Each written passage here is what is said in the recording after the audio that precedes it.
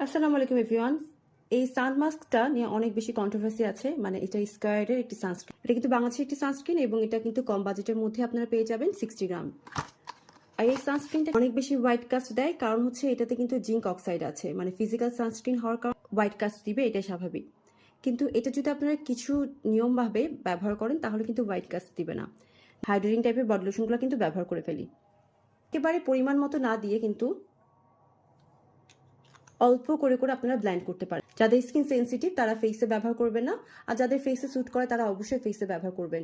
কিন্তু এটা বডি ব্যবহার করার ক্ষেত্রে বা ফেসে ব্যবহার করার ক্ষেত্রে এরকম অল্প অল্প পরিমাণ নিয়ে এবং তার আগে যদি হাইড্রেটিং টাইপের বডি লোশন বা অ্যাসেন্স ব্যবহার করেন তাহলে কিন্তু আর হোয়াইট কাস্ট দিবে না। করতে হবে। এখানে কিন্তু কোনো রকমের হোয়াইট কাস্ট দেখা যাচ্ছে না এবং বেশ হাইড্রেটিং লাগছে।